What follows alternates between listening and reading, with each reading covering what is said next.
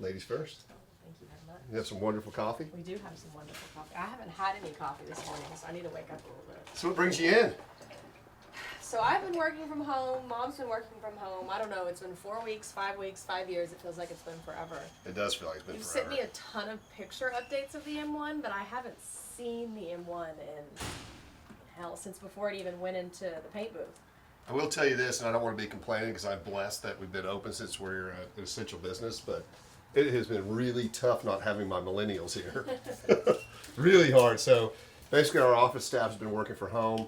Tyler, Kelsey, Kimberly, the county department, and we've been up here doing our essential work, keeping our customers going, but we've also had our body shop guys stay on the M1, and you haven't got to see it. I haven't gotten to see it. And I think you'll see why it's such an iconic car. The design is amazing, and the guys have just knocked it out of the park. I'm ready to see it. Let's go see it. Oh, it's my She drove a red eye in because So I'm probably going to make a lot of people a little bit angry with this because apparently this is not by popular opinion, but I bought a little Honda CRF 110F the other day and I can't buy another car, so I'm trying to figure out how to put a trackside motorcycle carrier on the back of my red eye. so we're gonna figure that out. She said, "Oh, and Dad, by the way, can you change my oil?" Yeah, I needed an oil change. So one of the top questions we had As a perk. that we've had asked recently is, no, she didn't get her car back. Yes, she got another one. Correct. So there it is. Yeah, it worked out. It's the exact same car, same build sheet, same everything. So this is Red Eye 2. It is. Boom. Oh my God. Looks like a real car. Is that just phenomenal or what? Yeah. So you saw it completely disassembled, and over the years, you know how much time and passion we put into some of these cars. Absolutely. We've surpassed 1,500 hours on this car. Wow. Yeah, but I believe if we're gonna do it, we gotta do it right. we are doing it right. I honestly think this is going to be the finest, freshest, most correct M1 in the world. One of the things that this week was, we kind of ran into a couple snags, was we have used over 400 black rivets on this car. I'm sure that was fun. Not very many people carry black rivets, so I've pretty much exhausted every source there is throughout the U.S. on black rivets. But in one of the things we did on the last 2 days, see the black belt liner on the whole car. Yeah, it's phenomenal. You have to. Yeah, I haven't so even seen a picture yet with this on it. you have to tape this exactly. So we spent 12 hours retaking the car just to shoot these lines. And before we took the car apart, we took a ton of pictures, but we also took stencils to make sure it was exact. But the other thing is you've got to have the doors on the car and the gaps perfect, so this line is perfect. So we have the door alignment machine that up and down, it helps the guys got it and everything, but we have a day putting the doors back on perfect, and then we had over a day just taping the car. And look inside, like for instance back here, Well, where the taillights go. It's not bad to be quarantined with an M1. That's right. Extra time. Look how these lines right here, we did it exactly as the factory did it. Now some of this you're not going to see when the taillights go in, but I wanted it to be exactly correct. Yeah, it's so important. Look at how crisp this tape line is on here. I mean, we just spent a ton of time getting this right. And these are the original enamel badges. So I mean, the car was a stud car, Yeah. but it really did need to come apart. Yeah. Look at that. So cool. So the last big thing we have to do is the interior and test and tune. I can't wait to test it. Now that you came up today, I've got another surprise I want to show you. This is BMW's only supercar. Correct. Still to this day. Yeah. There was another very, very rare car built in the late 80s. They only made a handful of them.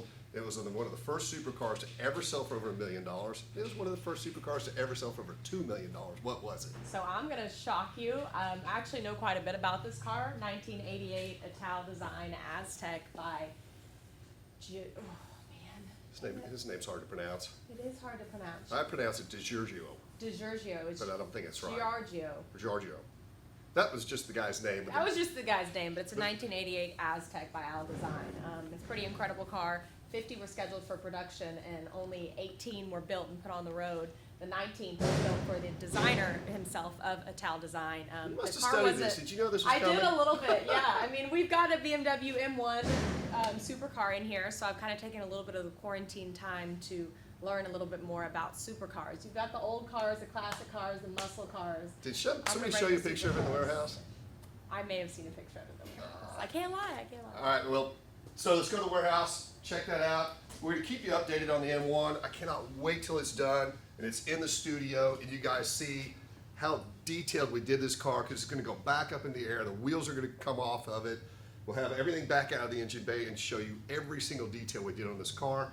I think we're another maybe 200 hours away, which put us 1,700 hours in this car. Another neat thing about this, Kelsey, is when we went through the entire body of this car had never been hit anywhere. 0 damage. That's almost impossible. 0. For an M1. So it's such a great car.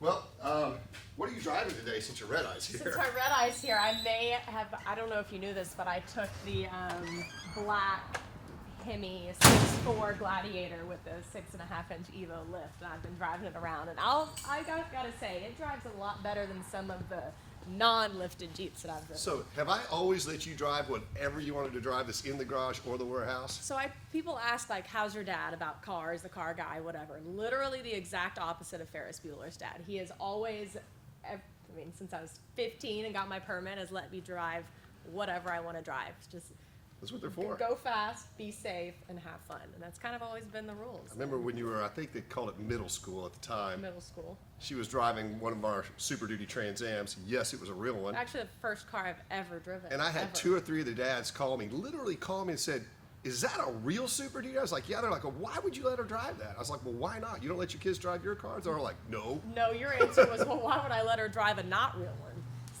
So is the Gladiator awesome? The Gladiator, I mean, it's incredible. It's on 39s in the car. It doesn't drive like a red eye, but I mean, it keeps up with Texas highway drivers. 39 is a massive tire. That's a 37.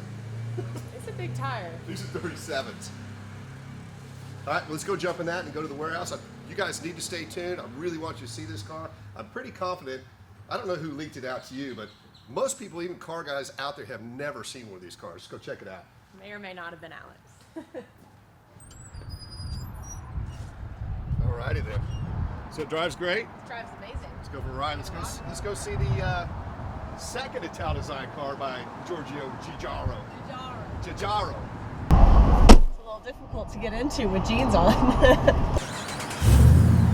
The M1 was also designed by Giugiaro of Italdesign. So the chances of having 2 Italdesign supercars at the same time is about 0. And I know you've been reading and studying, which is outstanding. You're pretty much like I am. Some of the only books really pretty much I read are car books. Same. So what other cars did Giorgio, as they call, pen? So the Lotus Esprit was one of them. And something that I thought was really interesting is that he designed the Maserati Boomerang, which I don't think very many people have heard of. I'd never even heard of until I started researching this car. There was only one produced, so I think it was just solely a concept, a prototype car, and it was actually sold in 2015 for $3.7 million.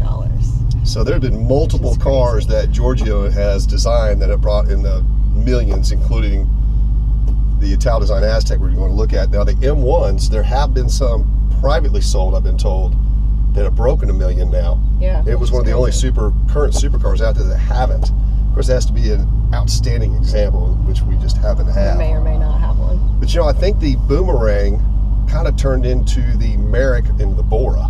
I agree. It did say the natural progression of the car was into the Bora. You know, we've actually had quite a few Merricks. Actually, you found one. I did, that red one. Shout out to Rochelle.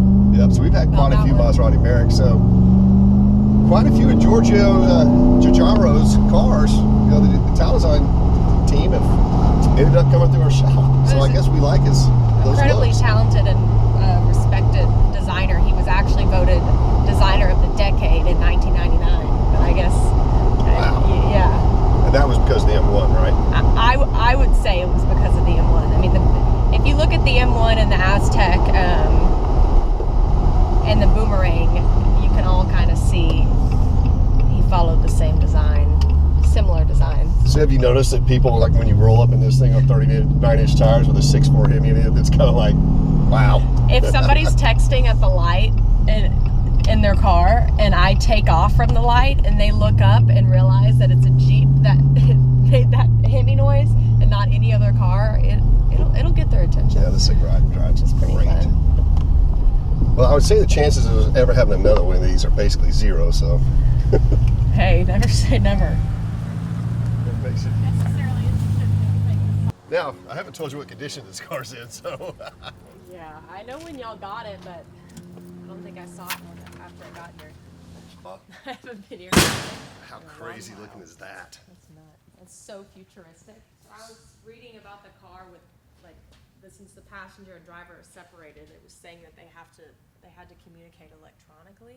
Probably had headsets. Yeah, they probably plugged into the car. But you know when you're, even now in an F50 Ferrari, like one of the rallies I ran, Joe McCarty was in his F50 and I was in my 550. Yeah.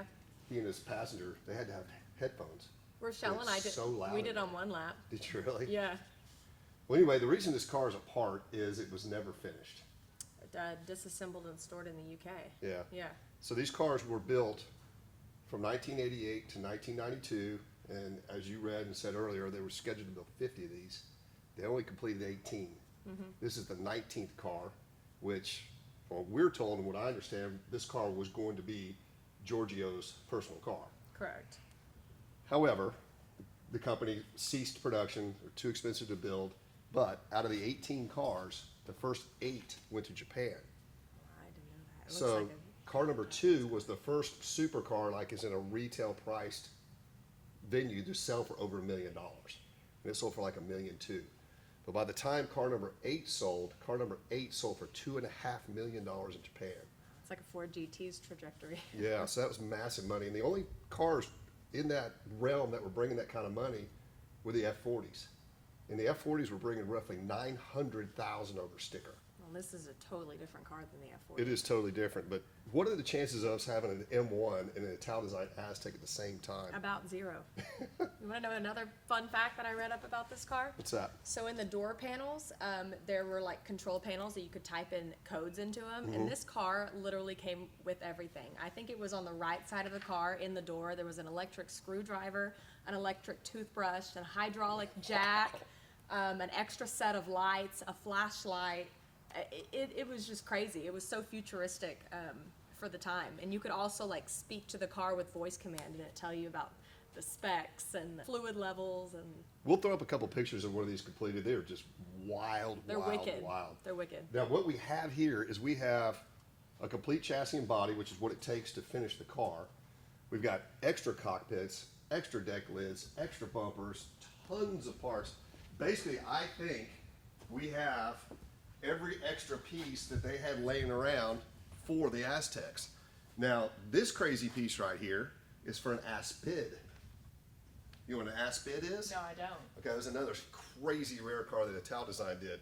If somebody needed that part right there, I can't even imagine what that would be worth. In order for somebody to complete this car, we don't have the drivetrain. Okay. So the drivetrain that came in this car was Audi Quattro. Now, so Quattro stood for all-wheel drive, but those cars had an inline 5-cylinder, which is really unusual. Yeah. Super Turbocharged. Turbocharged. So you need to go get that, and then a lot of suspension pieces in this car were out of Lancia, Delta, Integrale. Those cars are available. You know, the best way to do is probably go get one that had miles on it, or was wrecked, or whatever to part it out. But the other thing that I think would be neat for this car, because it's so incredibly futuristic, is how about putting a Tesla chassis underneath it? That would be really cool. Yeah, I feel like that would pay good homage to the car. I think it would too. I think it'd really suit it. So, what a cool project. We don't have time to do it. I'd love to do it. Yeah, I know you would. I don't know how Mom would feel if she came in and saw us jacking with that, but. So what I've done, we went ahead and listed it this week on Bring a Trailer. Okay. Which is a really cool auction site. If you guys haven't seen it, it's Bring a Trailer. If you're a car person, you don't know about Bring a Trailer, you probably live under a loaf of bread. But anyways, I threw this out there, massive risk, it's at no reserve. Wow, that sounds like a Dennis Collins move right there. So go check it out on Bring a Trailer, it's at no reserve, the highest bid wins it. We'll help everybody load it up. This chassis right here has got rollers underneath it, so it's actually not that hard to move around and load. There's a ballistic amount of parts, which everything Aztec and Italdesign goes with it. There's molds, there's bucks, there's all kinds of stuff. You'll see all the pictures. So I'm glad you're back. Yeah, I'm happy to be back. I miss everybody. It's crazy not having our staff, but please like, tag, share, and follow. And there you go. An Aztec, or an Italdesign Aztec, and a BMW M1. Unbelievable. That's a pretty cool Friday. From to have those two cars from that design firm is crazy. Yeah, that's incredible. All right. All right. Please like, tag, share, and follow. Be safe. Have a great day. Thanks for watching. Happy Friday.